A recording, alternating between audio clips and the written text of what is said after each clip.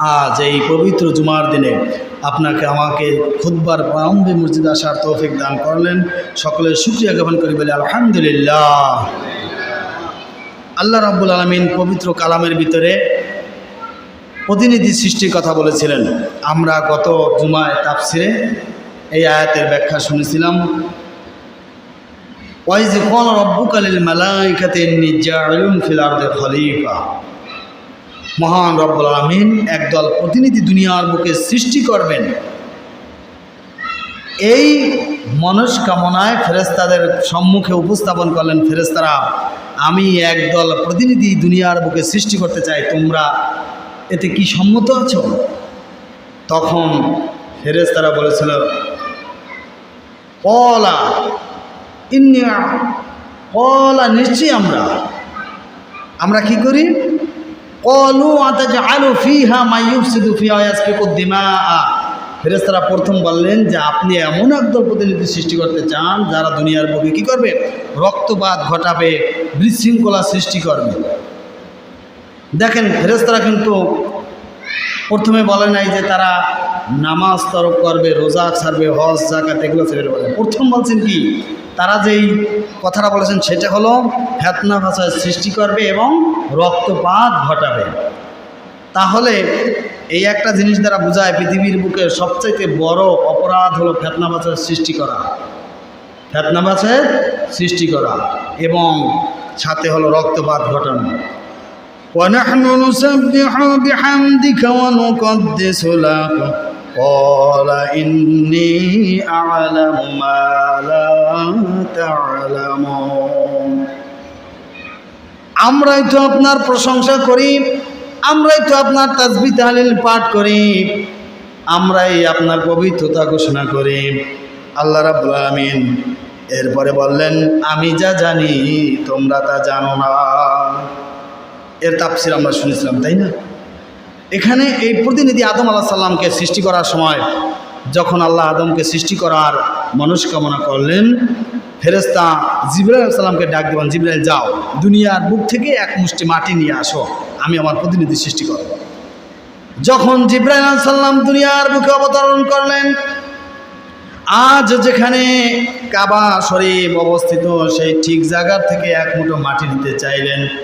মাটি বললেন, তোমাকে আমি খোদার কসম দিয়ে বলতেছি আমার থেকে তুমি মাটি নিবে না।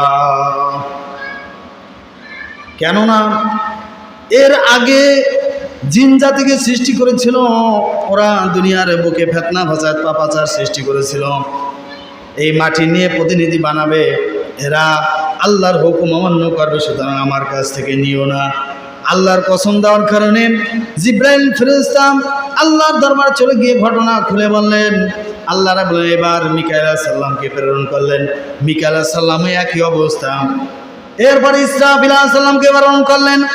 ইসরাফিল আলাইহিস সালাম যে সেও একইভাবে আল্লাহর কাছে বলতেছেন, ইয়া রব্বুল আলামিন, মাটি তোমার কসম দিতেছে আমার কাছ থেকে মাটি নিও না, তাই ফিরে এসেছি। এবার আল্লাহ রাব্বুল আলামিন আজরাইল আলাইহিস সালামকে বললেন, যাও আজরাইল তুমি এক মুঠো মাটি নিয়ে এসো। আজরাইল সালাম আসার পরে মাটি বলল, খবরদার খবরদার, খোদার কসম দিয়ে বলতেছি আমার থেকে তুমি মাটি নেবে না। আজরাইল সালাম অমনি বললেন, তুমি যেই খোদার কসম দিতেছ সেই খোদাই আমাকে প্রেরণ করেছে, সুতরাং তোমার এই কসমের ধার আমি দাঁড়ি না। খপ করে এক মুষ্টি মাটি নিয়ে আল্লাহর দরবারে চলে যায়। সুবহানাল্লাহ। এবার সঙ্গে সঙ্গে আল্লাহ পাক বললেন, তোমার দ্বারাই হবে। তুমি যখন মাটি নিয়ে আসতে পেরেছ, এই আদম সন্তানের জান কবজের দায়িত্ব আমি তোমাকে দেব। সঙ্গে সঙ্গে আজরাইল সালাম হতভম্ব হয়ে গেলেন, বললেন, ইয়া রাব্বুল আলামিন, তোমার কাছে ফরিয়াদ জানাই, তুমি আমাকে এই দায়িত্ব দিও না। মাবুদ, এই দায়িত্ব দেওয়ার পরে দুনিয়ার সমস্ত সৃষ্টিকুল আমাকে ভুল বুঝবে, সবাই আমাকে খারাপ মনে করবে, আমাকে গালিগালাজ করবে। আল্লাহ রাব্বুল আলামিন সঙ্গে সঙ্গে জানিয়ে দিলেন, শোনো, মানুষের যখন মৃত্যুর সময় চলে আসবে, আমি আল্লাহ পাক এমন এমন উসিলা দাঁড় করায় দেব যা তোমার আর দোষ থাকবে না। কেউ রোগে মরেছে, কেউ শোকে মরেছে, কেউ আগুনে পুড়ে মরেছে, কেউ পানিতে ডুবে মরেছে, ইত্যাদির দোষ হবে, তুমি দোষমুক্ত হয়ে যাবে। বলেন সুবহানাল্লাহ। আজবদি তাই হইতেছে, তাই না? কেউ কি বলে আজরাইল নিয়ে গেছে গা, কেন আজরাইল গালাগালি করে বা রাগারাগি করে, মন খারাপ করে না। সবাই ওই অমুকে মরেছে জ্বরে, অমুকে পাতলা পায়খানা, অমুকে এইটা, সমুকে সেইটা, একটা না একটা উসিলা আল্লাহ রাব্বুল আলামিন দাঁড় করে দেন। যাই হোক, আদমকে এবার আল্লাহ রাব্বুল আলামিন প্রথম বৃষ্টি বর্ষণ করলেন, রহমতের বৃষ্টি। এই বৃষ্টি বর্ষণ করার পরে 2 বছর পরে কাদায় পরিণত হলো। এটা আরাফাতের ময়দান এবং কাবার মাঝখানে মাটিটা রেখে দিয়েছিলেন। এরপরে 4th বছরে আল্লাহ রাব্বুল আলামিন এগুলাকে কাদায় পরিণত করতে বললেন, কাদায় পরিণত হলো। এরপরে 6ষ্ঠ বছরে আল্লাহ রাব্বুল আলামিন এটা দিয়ে আদম আলাইহিস সালামের একটা দেহ, একটা তার কঙ্কাল তৈরি করলেন। 8ম বছরে আল্লাহ আদমকে পরিপূর্ণ সৃষ্টি করলেন। বলেন সুবহানাল্লাহ। আদমকে সৃষ্টি করার পরে আজাজিল, বর্তমানে যাকে আমরা শয়তান হিসাবে জানি, এই ইবলিস তখন 70,000 ফেরেশতা নিয়ে দেখার জন্য চলে আসলেন। সাথে জিবরাইল, মিকাইল এবং আজরাইল, সমস্ত বড় বড় লিডারশিপ ফেরেশতারা আসলেন। প্রত্যেকের সাথে 70,000 করে ফেরেশতা। এই ফেরেশতাগণ আসলেন, এসে আদম আলাইহিস সালামের দেহ মুবারক ভালো করে দেখলেন। যখন ইবলিস আদমের দেহের ভিতরে ঢুকলো, ঢুকে চলতে চলতে নাভি পর্যন্ত চলে গেল, গিয়ে দেখে এসে যখন ওর ভিতরে দেখলো গরম উত্তপ্ত মনে হয়, এই অবস্থা দেখে শয়তান ওখান থেকে বেরিয়ে চলে আসলো। আসার সময় ওর গরমিতা দেখে, ওর ভিতরের যে গরম এটা অনুভব করে ওর হচ্ছে হিংসা হলো। হিংসা অহংকার বশত হয়ে থুতু ফেলায় আসলো। থু কি বানাইছে এটা, থুথু করে থুতু ফেলায় চলে আসলেন।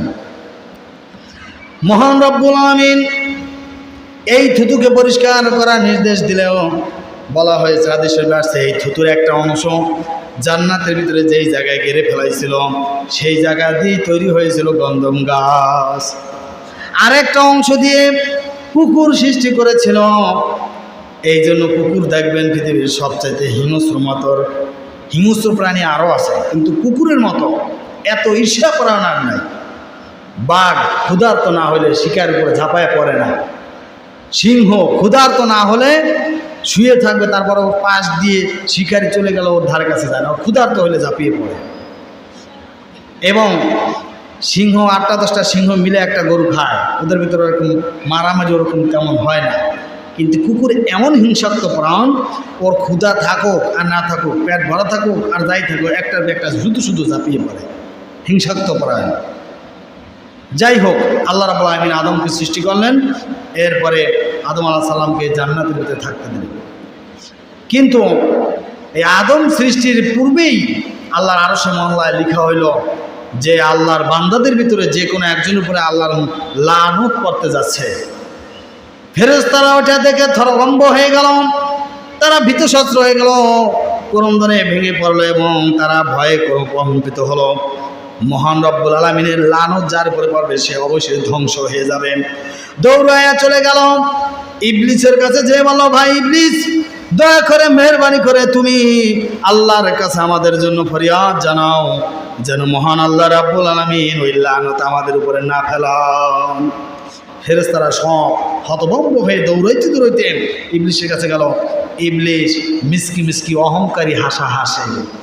অহংকারী কি, ওইটার কিছুই মনে করে নাই ও।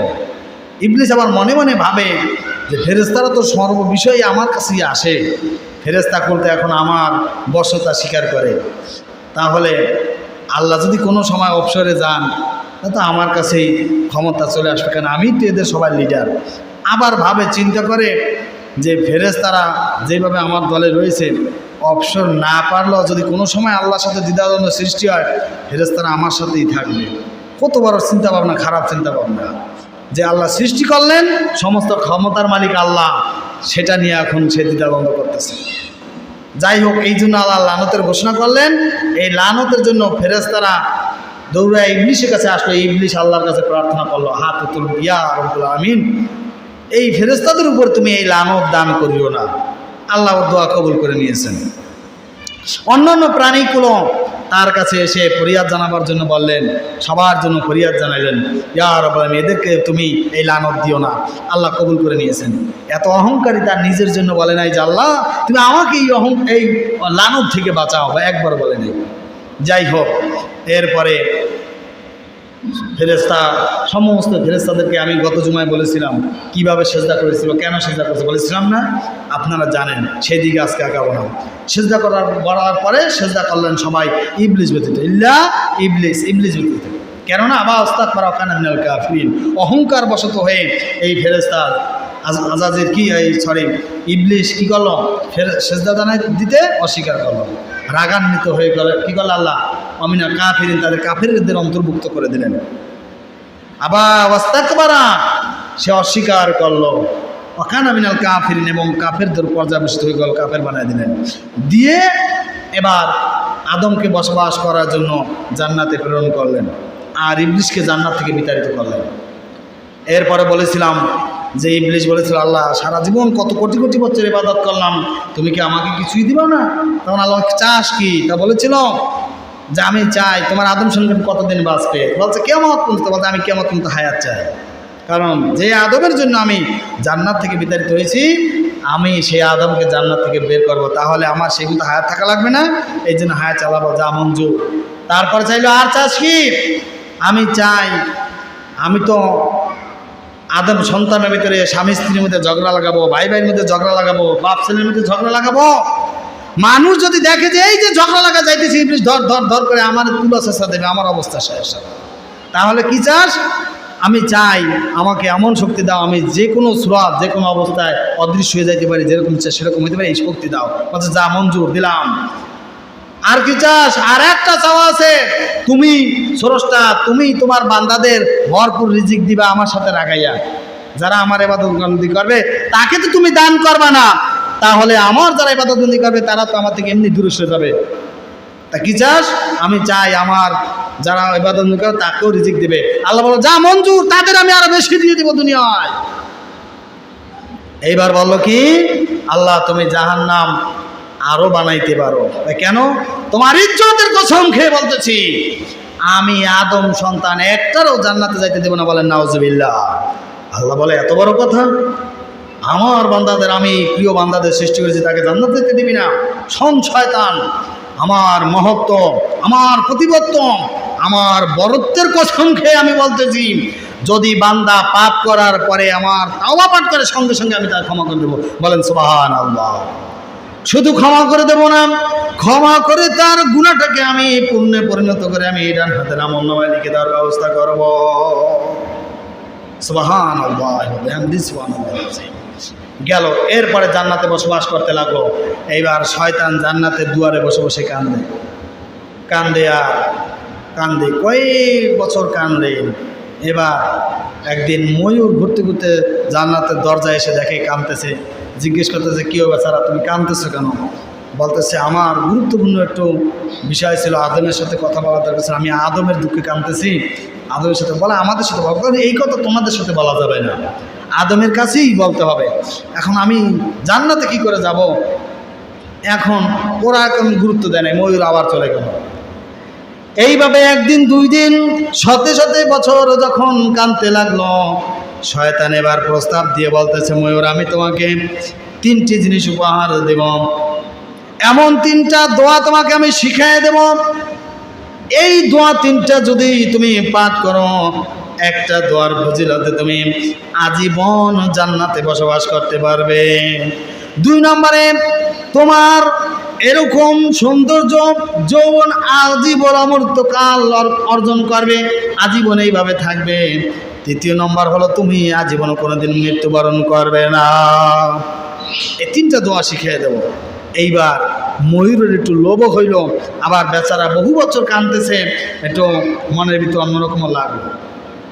তা বলছে, আমি তো তোমার নিয়ে যাইতে পারবো না, আমার তো ক্ষমতা নাই। তা আমার এক বন্ধু আছে জান্নাতের ভিতরে, তার মুখ অনেক বড়, দেখি সে তোমার কোনো বিষয় করতে পারে কিনা। চলে গেল সাপের কাছে। সাপের কাছে যেয়ে বললো এই ঘটনা, চলো তিনি যাই।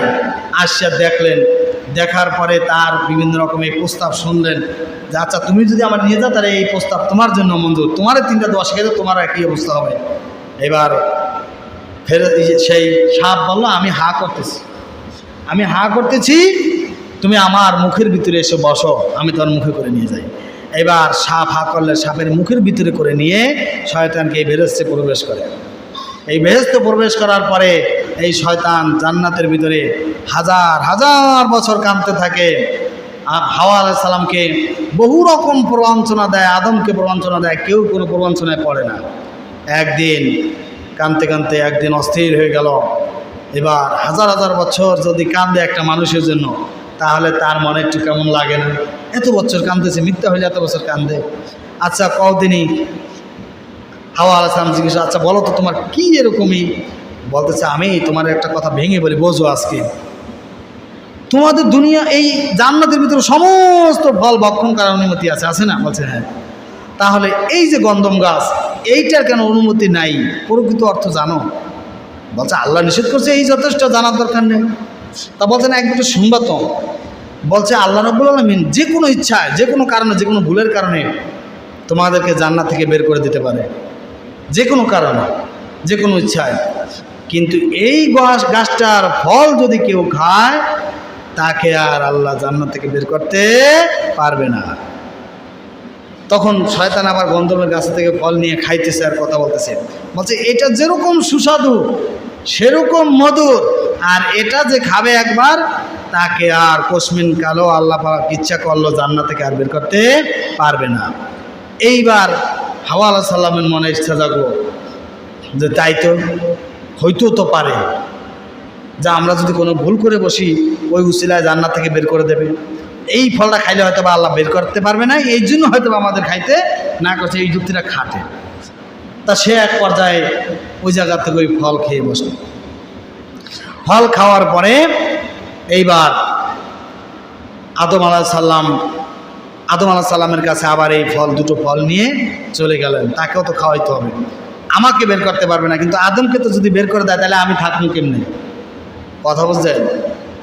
এই হাওয়ার সৃষ্টি, এই যে আমরা একটার ভিতরে আবার অন্যদিকে একটু যাই। হাওয়া আলাইহিস সালামকে সৃষ্টি করেছিলেন, আদমকে যখন জান্নাতে দিলেন, জান্নাতের এত নাজ নিয়ামতের ভিতরে কেমন যেন তার একটু অসন্তুষ্ট ভাব, মনে কেমন যেন চিত্তে শান্তি পায় না। তখন আদমকে আল্লাহ রাব্বুল আলামিন ঘুম পড়ায় দিলেন। ঘুম পড়ায় দিয়ে তার বাম পাজরের একটা বাঁকা হাড় ওখান থেকে ফেরেশতাদের মাধ্যমে খুলে নিয়ে গেলেন। ওই বাম পাজরের হাড় দিয়ে হাওয়া আলাইহিস সালামকে তৈরি করেন। এই তৈরি করে জান্নাতে তার সম্মুখে বসায় দিলেন। আদম আলাইহিস সালাম তাকে দেখেই যখন তার দিকে আকৃষ্ট হইতেছিলেন, আল্লাহ বলেন, দাঁড়াও আদম, তার দিকে আকৃষ্ট হও না, তোমার বিবাহ করতে হবে তাকে। যখন তুমি তাকে বিবাহ করবা, এরপরেই তোমার জন্য হালাল হবে। বললেন বিবাহ কিভাবে করব? আল্লাহ রাব্বুল আমিন তখন তাকে বিবাহ পড়ায় দিলেন। বলেন সুবহানাল্লাহ। এবার যখন তার দিকে হাত বাড়ালেন, আল্লাহ হাতকে সংবরণ করার নির্দেশ দিলেন। বললেন আদম, তুমি তার মোহরানা আদায় করো, তারপরে তার দিকে হাত বাড়াও। এরবার বলতেছেন মোহরানা কিভাবে আদায় করব? আল্লাহ তাআলা বলতেছেন, তুমি 10 বার আমার হাবিবের প্রতি দুরূদ শরীফ পাঠ করো, তাহলেই তোমার মোহরানা আদায় হয়ে যাবে। বলেন সুবহানাল্লাহ। তখন এই তার যে হাবিব, তার বন্ধুকে এই সম্পর্কে জানতে চাইলে তখন আল্লাহ মুহাম্মদ সাল্লাল্লাহু আলাইহি ওয়াসাল্লামের পরিচয় জানিয়েছিলেন। বলতে তোমার নখের দিকে তাকাও, নখের দিকে তাকাইলে এই মুহাম্মদ সাল্লাল্লাহু আলাইহি ওয়াসাল্লামের চেহারা ভেসে উঠেছিল। তোমার এই সন্তান হবে, তোমার যা সন্তান, তোমার এই সন্তানদের ভিতর থেকে এই মুহাম্মদকে আমি আমার হাবিব হিসাবে আমি সৃষ্টি করেছি। এই হাবিবকে যদি আমি সৃষ্টি না করতাম তাহলে কিছুই সৃষ্টি করতাম না। বলেন সুবহানাল্লাহ। এই মুহাম্মদ সাল্লাল্লাহু আলাইহি সাল্লামকে দেখাইলেন। নবীজির উপরে দুরূদ শরীফ পাঠ করার পরে তিনি হাওয়া আলাইহিস সালামের বিবাহ হয়ে গেল, তার সাথে জান্নাতে বসবাস করতেছিলেন। যাই হোক, যখন গন্ধম ফল কী করে খাওয়াবে এই বৃত্তান্ত যখন আদম আলাইহিস সালাম জানতে পারলেন, আদম আলাইহিস সালাম ক্রন্দন করতে লাগলেন। ক্রন্দন করতে করতে তিনি তার আসনকে বললেন, আমাকে হাজার হাজার মাইল দূরে নিয়ে যাও। হাজার হাজার বছরের রাস্তা দূরে নিয়ে গেলেন। সেখানে গিয়ে সেখানেও দেখে গন্ধম ফল উপস্থিত। এইভাবে করে যেখানে যায় সেখানেই জান্নাতের গন্ধম ফল উপস্থিত।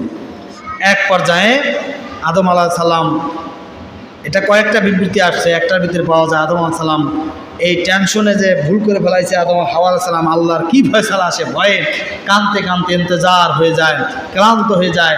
এক পর্যায়ে তিনি কি করেন, একটু পানি চায়, পানি চাইলে ওই পানির সাথে গন্ধফলের রস মিশিয়ে খাওয়া দেয় আদম আলাইহিস সালামকে।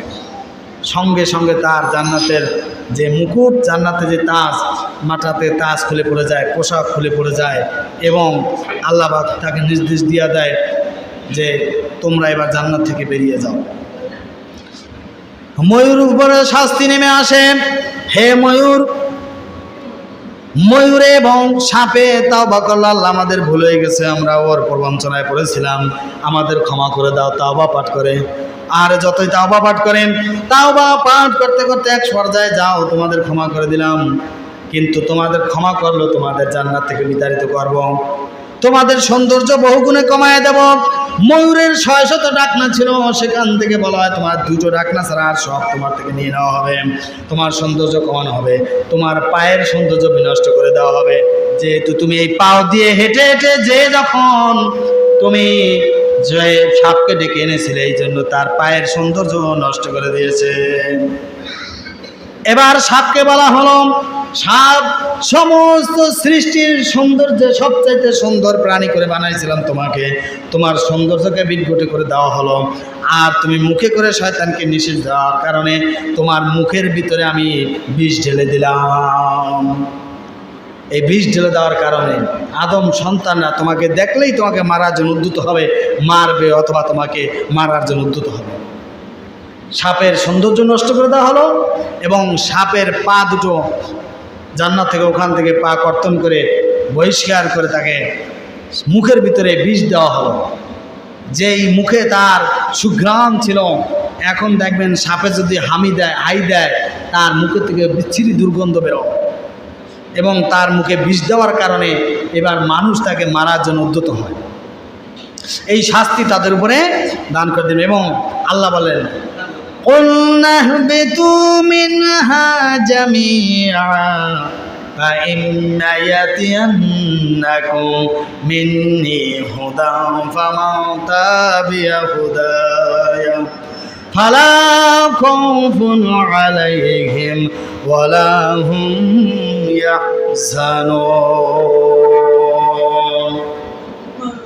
আল্লাহ রাব্বুল আলামিন বলেন, তোমরা সকলে জান্নাত থেকে নেমে যাও, এরপরে আমার পক্ষ থেকে তোমাদের উপরে যেই বিধান আসবে, এই বিধান যে মান্য করবে,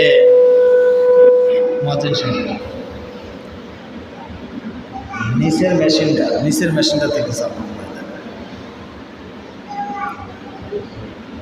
আমার এই বিধান যে মান্য করবে, ফালাম খাউফুন, তার জন্য কোনো ভয় নাই, ওয়ালা হুম ইয়াহজানুন, আর সে চিন্তিত হবে না, কোনো দুশ্চিন্তা নাই তার জন্য, যেই বিধান অবতীর্ণ যে মান্য করবে।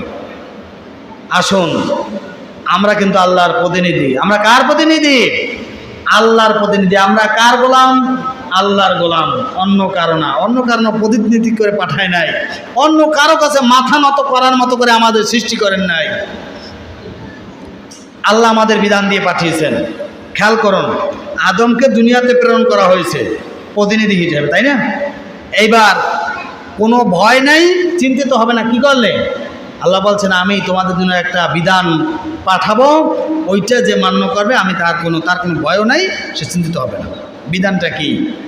যুগে যুগে আদম আলাইহিস সালাম থেকে শীস আলাইহিস সালামের উপরে কিতাব নাজিল হয়, এরপরে মুসা, ঈসা, এর সমস্ত নবীদের উপরে কিতাব নাজিল হয় না, কিন্তু সমস্ত রাসূলদের উপরে কিতাব নাজিল করেছেন আল্লাহ তাআলা।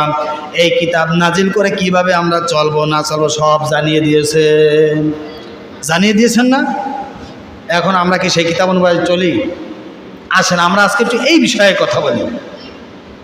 দেখেন, আব্রাহাম লিঙ্কন সে বিধান, এই যে ধর্মনিরপেক্ষ মতবাদের যে নির্বাচন, এই ধর্মনিরপেক্ষ তারা আবিষ্কার করলেন। এই আবিষ্কারের ভিতর ছিল বিরাট বড় ষড়যন্ত্র, পৃথিবীর সবচেয়ে বড় ষড়যন্ত্র এটাই।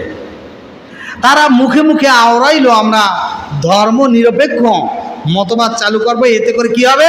মানুষের ভিতরে ভেদাভেদ থাকবে না। ধর্ম নিরপেক্ষ, কেউ ধর্মের প্রতি সাপোর্ট করিয়ে একদল আরেকদল কোন্দল করবে না, বিবাদ সৃষ্টি করবে না, এইটা তারা বলল। মুসলমানদের ব্রেনটির ভিতরে ওয়াশ করে এইটা ঢুকিয়ে দিল, মুসলমানরা এইটাই গ্রহণ করলো।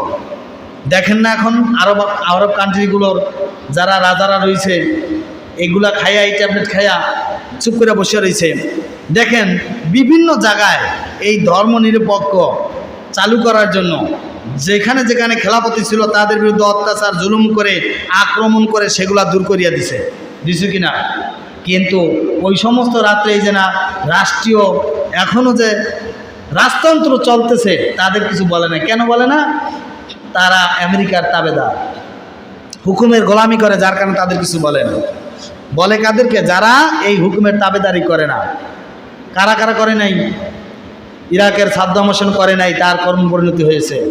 আফগানিস্তানরা তার অনুমতি তাদের সেগুলা গ্রহণ করে নাই, তাদের পরিণতি হয়েছে।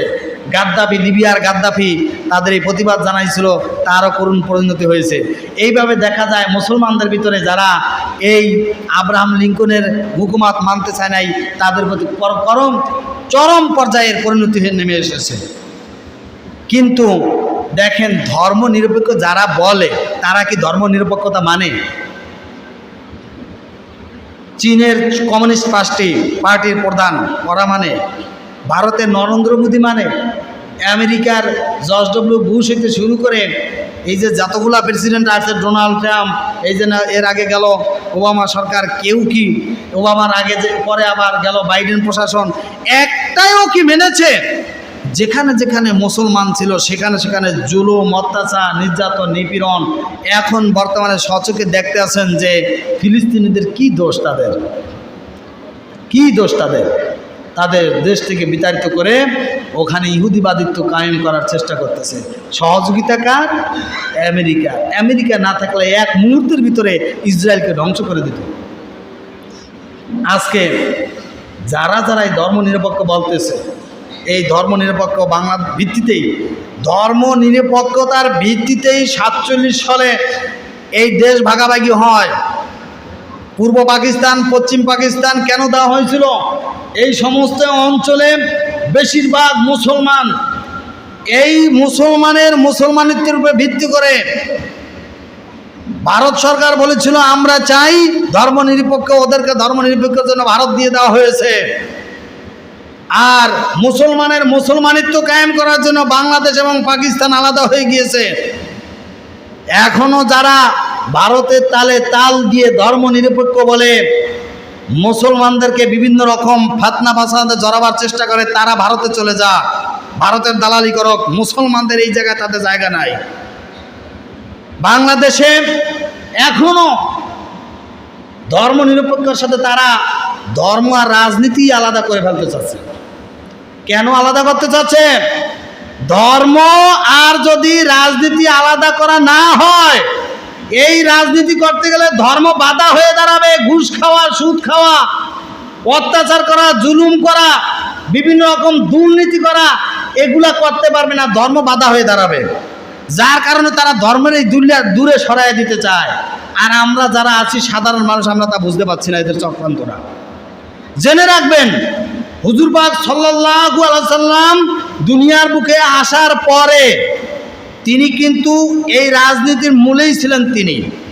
তিনি ধর্মের মাধ্যমে রাজনীতি প্রতিষ্ঠা করে গিয়েছেন। এর আগে ছিল গোত্রভিত্তিক শাসন ব্যবস্থা, টিটফট, যার মানে ওই সময় ছিল এমন অবস্থা, জোর যার মুল্লুক তার গোত্রীয় শাসন ব্যবস্থা। যাদের কাছে ক্ষমতা বেশি ছিল তারাই অত্যাচার জুলুম করত গরিবদের উপরে। এগুলার মূলোৎপাট করার জন্য আল্লাহ নবীকে পাঠিয়েছেন। নবী আসেন আরব কান্ট্রির বুকে, যখন সৌদিতে তিনি যখন মক্কায় ছিলেন, মক্কায় থাকতে কিন্তু এই আপনাদের মতো নামাজ পড়ছেন, রোজা রাখছেন, সেটা নফল হিসাবে, কিন্তু ফরজ হয়েছিল দ্বিতীয় হিজরিতে। কিন্তু এই মক্কার বুকে যখন নবীজি ছিলেন, নামাজ পড়েছেন, ইসলাম ছিল, কালেমা ছিল, সব ছিল, কিন্তু ছিল না কি? নেতৃত্ব তার হাতে ছিল না। এই নেতৃত্ব না থাকার কারণে সমাজে সেটা বাস্তবায়ন করতে পারে নাই। এক পর্যায়ে সে কাফের মুশরিক অত্যাচার জুলুমের কারণে আল্লাহ নির্দেশ করলেন, মক্কা থেকে মদিনায় হিজরত করলেন। হিজরতের পরে নেতৃত্ব মুহাম্মদ সাল্লাল্লাহু আলাইহি ওয়াসাল্লামের হাতে চলে আসলেন। কার হাতে চলে আসলেন? রাষ্ট্রপ্রধান হলেন মুহাম্মদ সাল্লাল্লাহু আলাইহি সাল্লাম। এই রাষ্ট্রপ্রধান হওয়ার পরেই তিনি ইসলামের হুকুমাত সমাজের ভিতরে প্রতিষ্ঠা করতে পারছিলেন। আপনারা কি জানেন? এরপরেই কিন্তু ইসলামের হুকুমাত প্রতিষ্ঠা করেছিলেন। আজও বাংলার বুকে ইসলাম আমরা মানি, কিন্তু ইসলামের হুকুমাত না থাকার কারণে আমরা সবাই জানি পাপ হবে, এইটা করলে পাপ হবে, নামাজ ছাড়লে পাপ হবে, এই করলে সেই করলে এরকম হবে ওরকম হবে, কিন্তু কেউই মানি না। যদি ইসলামের হুকুমাত থাকতো ঠিকই সবাই মানতাম, কষ্ট হইতো না। কথা বুঝতে পারছেন? এই ইসলামী হুকুমাত আমরা চাই না। না, আমাদের যে ভ্রান্ত বুঝায় যে ইসলাম আর ধর্ম আলাদা, কি রাজনীতি আর ধর্ম আলাদা, আমরা সেইটাই পারবো। আল্লাহ রাব্বুল আলামিন বলছেন উদখুলু বিসসিলমি কাফা, তোমরা পরিপূর্ণভাবে ইসলামের ভিতর দাখিল হয়ে যাও। আর একটা গ্রুপ বলে না এইটা আলাদা করব। যারা আলাদা করে তারা কিন্তু এই মুসলমানের ভিতরে থাকে না। তাদের যে মুসলমানের থেকে যে কাফেরে পর্যবসিত হয়ে যায়। আর একটা কথা বলে দিই, দেখবেন ওই সমস্ত নেতারা ঠিকমতো নামাজ পড়ে না। নামাজ না পড়লে কি হয়? মান তারাকাস সালাত মুতাম্মিদান ফাকাদ কাফারা, যে ইচ্ছা করে নামাজ ছেড়ে দিল সে কাফের হয়ে যায়। ইসলামের বিধান অনুযায়ী তাৎক্ষণিক তাকে হত্যা করা জায়েজ হয়ে যায়। কথা কি মাথায় ঢুকতেছে? তাইলে আমাদের নেতা যদি থাকে এরকম বেনামাজি, ঘুষখোর, সুদখোর, লম্পট চরিত্রের, যেরকম মন চায় সেরকম করে ক্ষমতায় গেলে বহুবার আপনারা জীবনে দেখেছেন। এই বাংলাদেশ ৭১ স্বাধীনের পরে এই পর্যন্ত দেখেছেন না? দেখেছেন কিনা? যারাই গিয়েছে সবাই নিজের মতো ক্ষমতার জন্য সব কিছু করেছিল, যার মতো। আপনাদেরকে বোকা বোঝানো হয়েছে, বোকার মতো বুঝেছেন। আপনাদেরকে কিছু টিয়ার দেওয়া হয়েছে, কিছু কাবিকা দেওয়া হয়েছে, কোনো জায়গায় কিছু খাইতে সুযোগ দেওয়া হয়েছে। খাইতে দিয়ে তারা হাজার কোটি টাকা তারা নিয়ে নিয়েছে। আপনারা এই সামান্য 25 কেজি 3 মাস 2 মাস পরে 25 কেজি চালের জন্য তাদের পিছনে দৌড়াইয়া তারা হাজার কোটি টাকা মেরে নেওয়ার কারণে রাস্তাঘাট বিভিন্ন জায়গার খাদের থেকে চুরি করছে। এখান থেকে পাতারার যাইতে যাইয়া পেটে নাড়ি বুড়ি নড়িয়া গেছে, কষ্ট পাইছেন, ভাড়া বেশি দিয়েছেন, বাড়িতে বেশি জিনিসপত্র আনতে গেলে ভাড়া বেশি দিয়েছেন, চাল হোক মাল সামানা হোক ভাড়া বেশি দিয়েছেন, কষ্ট বেশি হয়েছে, জুতা ছিঁড়তে বেশি, সব জায়গা দিয়ে আপনার গেছে। আই পাইছেন 25 কেজি চাল, গেছে বহুত জায়গা দিয়া, পরিশ্রম করছেন। এরপরে গেল এইটা। দ্বিতীয় কথা হইলো, এই টাকাগুলো যদি এইভাবে দেশ থেকে না যায়, সঠিকভাবে কাজ হইতো, রাস্তাঘাট তো উন্নত হইতো, আপনাদের পকেটেও উন্নতিটার ফল পাইতেন। কিভাবে পাইতেন? চাউলের দাম কমাবার নাম করে ভর্তুকি দিতে আসি আমরা, বেশি দামে কিনে জনগণের কম দামে খাওয়াই, এই কথা হয় না? এখানেও হাজার কোটি টাকা মারিয়া খাইয়া ফেলায়। যদি সততা যদি থাকতো, এখানেও আপনারা ওই শুধুমাত্র মুসলিমের কয়েকটা মানুষেরা ওই রকম দিত না, ওইরকম যেই টাকা বাজেট হয় ভর্তুকি দেওয়ার জন্য, এইটা যদি সম্পূর্ণ যদি ভর্তুকি দেওয়া হইতো পরিমিতভাবে, তাহলে আপনারা জেনে রাখুন আপনারা সবাই ওই দামে সবাই খাইতে পারতেন। কিন্তু দুর্নীতির কারণে মুসলিমে কিছু কাট পায়, তারাই শুধুমাত্র ওই কম দামেরটা পায়। তাহলে আপনারা 25 কেজি পাইতে আছেন, অথচ আপনাদের সর্বখাতে যাইতেছে এই দুর্নীতি করার জন্য। বাজেট বেশি করে, এতে আপনার ব্যাট যায়। আপনি 3 মাসে পান হয়েছে গেল 500 টাকা, 1000 টাকা, 1500 টাকা, 2000 টাকার চাল, কিন্তু আপনার মাসে চলে যাইতে আছে 5000, 10,000 টাকা প্রত্যেক ব্যক্তির থেকে। আপনাদের খবর নাই। আপনারা সর্ব জায়গায় সব জিনিসের দাম বেশি দিয়ে কিনতে বাধ্য হন ভ্যাট দেওয়ার জন্য। এই মোবাইলে আমরা ভ্যাট দিয়েছিলাম 27 টাকা, আমাদের 100 টাকা বলে 27 টাকা সরকার নিয়ে গেছে ইতিপূর্বে। জানেন না পদ্মা সেতু করতেছে? এই পদ্মা সেতু 2 বার বাজেট করতে হয়েছে। একবারের বাজেট খেয়ে নিয়েছে সরকারের নিজের আত্মীয় স্বজনরা। জানেন কিনা?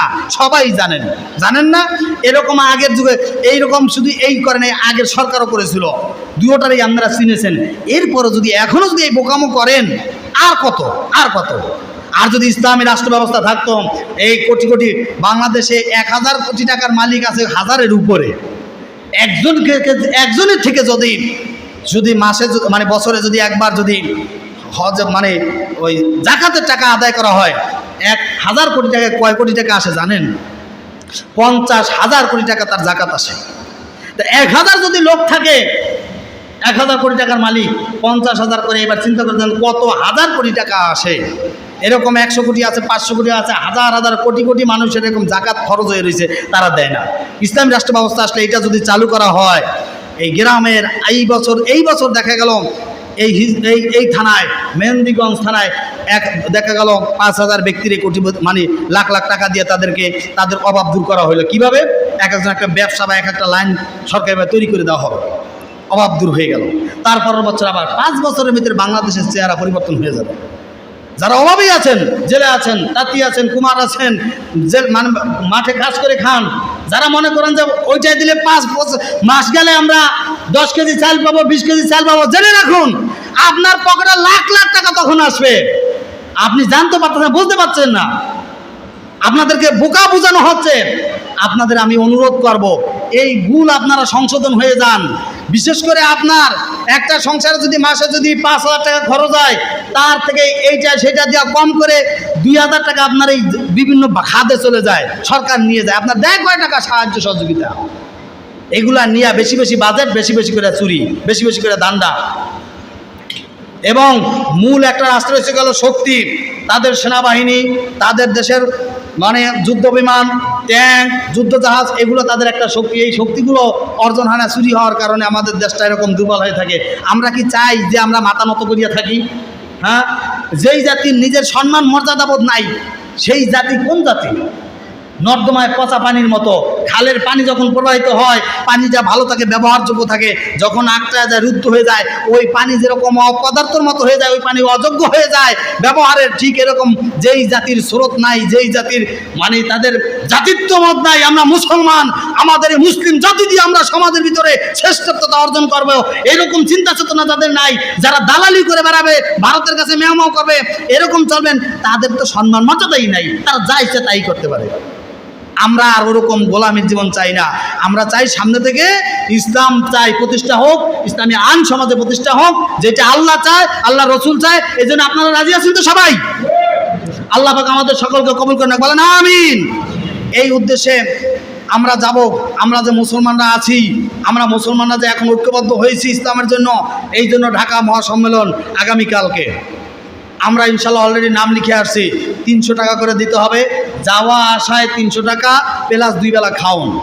ঘুরতেও তো মানুষ যায়, তাই না? কে কে যাইবেন? আসেন সেরকম যাওয়ার মতো? আসেন আপনাদের ভিতরে। 300 টাকা মাত্র, যাওয়া আসায় 300 টাকা, এবং তার সাথে মনে করেন 2 বেলা খাওয়ানো আপনার দেওয়া হবে। রাত্রে, আজকে রাত্রে 10টার পরে 11টার দিকে লঞ্চ ছাড়বে, রাত্রে খেয়ে উঠবেন, কালকে সকালে খাওয়ার ব্যবস্থা তারা করবে, আসার সময় খাওয়ার ব্যবস্থা করবে। 300 টাকায় সব। যারা যারা যাওয়ার মানসিকতা আছে, এই নামাজের পরে আপনারা আমার কাছ থেকে কার্ড নিয়েছেন, কার্ড দেওয়া হবে, ওই কার্ড দিয়ে আপনারা ওখান থেকে সে দেবে, যেয়ে আসবেন। ঘুরতে তো যায় মানুষ, কত টাকা পয়সা ব্যয় করে, তাই না? একটু ঘুরে আসুন, দেখেন ওখানে কি অবস্থা হয়। ওখানে বিরাট আয়োজন করা হয়েছে, গাবতলীতে দূর দূরান্তের গাছ শেষে ওখানে তাদের চট্টগ্রামে গাড়ি ঘোড়া রাখার ব্যবস্থা করা হয়েছে। এরপরে ওই কি ইয়েতে আপনার কমলাপুর রেল স্টেশন, ওখানে বিভিন্ন জায়গায় জায়গায় ব্যবস্থা করা হয়েছে, খুব সুন্দর তত্ত্বাবধান চলতেছে। ড্রোন দিয়ে অলরেডি এখনই সব তত্ত্বাবধান করা হচ্ছে। আমরা যাব, আমরা মুসলমান, আমাদের মুসলমানিত্ব দেখাইতে যাব। আমাদের যে লোক আছে, আমাদের জনবল আছে, মুসলমানরা যে এখন যে ইসলাম ক্ষমতা চায় বহির্বিশ্বে প্রচারের জন্য আমরা সবাই যাব। রাজি আছেন তো সবাই? আল্লাহ পাক আমাদের সকলকে কবুল করেন, বলেন আমিন। আখির দাওয়ানা আলহামদুলিল্লাহি রাব্বিল আলামিন। সবাই যারা পরে আসছেন 4 রাকাত কাবলে জুমা আদায় করে নিন।